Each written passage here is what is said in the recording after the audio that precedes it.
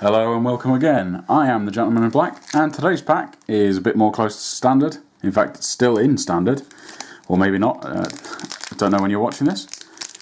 So, as with the rest of them, the rest of the stack, today's video is brought to you by Magic Corner. They helped me with these packs because I was a bit skint at GP Manchester and they sort of assisted. So, let's get into this pack. So what we're looking for the pack then, we are looking for expeditions. That'd be very nice. Gideon is very cool. Yeah, I think that's it for money. Oh, Ulamog. Oh god, Ulamog's in here as well. That's pretty cool. Okay, so let's get into it then. So those are the notable pulls, should I say. So first up we have Merkindi Patrol. So it's 2 and a white for a 2/3 with Rally. And when it or another ally enters the battlefield on your control, all your creatures gain vigilance. It's pretty good actually, I quite like that. Then the little common that could, the the Star of Eldrazi Winter. Eldrazi Sky Spawner. 2 and a blue for a 2/1 flying. And when it enters the battlefield, put a 1/1 colourless Eldrazi Scion onto the battlefield, which can sacrifice for 1 colourless. Very cool actually. Next up we have an old Innistrad favourite, Altar's Reap. So 1 and a black instant, as an additional cost to cast it, sacrifice a creature, draw 2 cards. Next up, not quite Stoneforge Mystic, but we have Stonehaven Medic. 1 and a white for a 1/3. For a white you can tap him, oh, spoilers, you can tap him to gain a life, which is fine. He's not an ally or anything, so not the sort of thing that I would usually play, but there we go. Next up we have Courier Griffin. 3 and a white for a 2/3 flyer, and when it enters the battlefield you gain 2 life. Actually pretty solid in draft. Completely solid, I would play that. Next up we have Mortuary Mire. When it enters tapped, and you may put target creature from your graveyard on top of your library when it enters. That's pretty cool, and it also taps for black. I quite like that as well. Reclaiming Vines. 2 and 2 green for a sorcery. Destroy target artifact, enchantment or land. Yeah, not the sort of thing I'd usually play, to be perfectly honest, but there we go. Bit too expensive for my tastes. Next up, Stone Fury.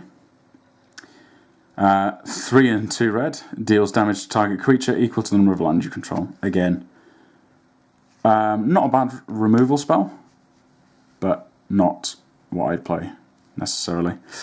Next up we have Tajuru Stalwart. So 2 and a green for 0/1. You go, well that sounds horrible. But wait, there's more. So it is also an ally, and it has Converge. It enters the battlefield with a +1/1 count on it for each colour of mana spent to cast it. So maximum it can be a 3/4. Most of the time it's like a 2/3. Oh well. Next up we have Reckless Cohort. So 1 and red for a 2/2. It is an ally, and it attacks each combat if able, unless you control another ally. So it's not too bad. It did see play as like a 23rd playable in a lot of the decks. So next up we have Grip of Desolation.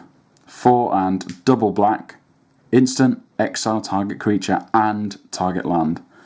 This was always a solid card. And next up we have Void Attendant. So 2 and a green for a 2/3, Devoid. He is a processor. So for 1 and a green you put a card an opponent owns from exile into that player's graveyard. I should move that a bit closer to the camera actually. And you get a Scion. So that's pretty cool. Next up we have Processor Assault, which is 1 and a red, sorcery, Devoid. As an additional cost to cast it, put a card an opponent owns from exile into their graveyard. It deals 5 damage to target creature. And our rare, Brutal Expulsion. There we have it. 2 blue-red, instant, choose 1 or both, return target spell or creature to its owner's hand. Or it deals 2 damage to target creature or planeswalker. If that permanent will be put into a graveyard this turn, exile it instead. So it's it's pretty good. I like this card a lot. If it was slightly cheaper, it would be so playable it's unreal. But there we have it. I really like it. So, and yes, it is return target spell, so you can bounce a spell that's on the stack with this. It sounds crazy, but yeah, that's how it works, and it also deals 2 damage. If it cost 3, this thing would be so playable. But there we go. Wizards don't like making broken things anymore, so there we have it. I hope you enjoyed Battle for Zendikar.